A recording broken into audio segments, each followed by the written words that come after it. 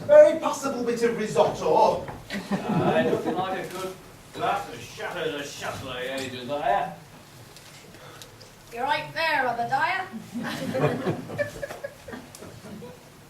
Who'd have thought 30 years ago we'd all be sitting here drinking Chateau de Châtelet, eh?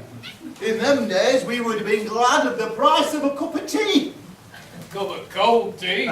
Without milk or sugar. Or tea. In a cracked cup and all. Oh, we were too poor to have a cup. We used to drink out of rolled up newspaper. We used to have to make do by sucking on a piece of damp cloth. But you know, we were happy in those days. Though we were poor. Because we were poor. My old dad used to say to me, money doesn't buy you happiness, son. Aye, he were right. Aye, he was. You know, I were happier then, and I had nothing. We used to live in tiny little house with great big holes in the roof. House? House? You were lucky. There were 26 of us living in one room with no furniture, and half the floor was missing. We were all huddled together in corners for fear of falling through the floor. You were lucky to have a room. We used to have to live in corridor. A corridor? Oh, we used to dream of living in a corridor. It would have been a palace to us. We used to have to live in an old water tank on a rubbish tip. We got woke up every morning by having a load of rotting fish dumped all over us. House? When I said house, we're only all in road with tarpaulin to pull over, but it were an house to us. We was evicted from our holding ground. We had to go and live in Lake. You were lucky to have a lake. There were 150 of us living in shoeboxes. Cardboard box? Aye. You were lucky. We had to live for 3 months in a paper bag in a septic tank.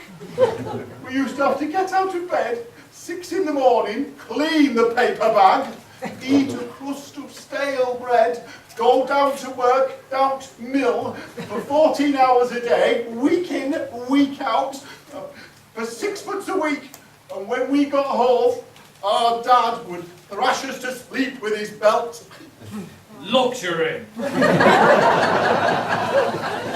to get up at late from 6 o'clock in the morning, have to clean the lake, eat a handful of hot gravel for breakfast, go to work 20 hours a day at mill for 2pence a month, and when we get back, our dad would thrash us with a broken bottle.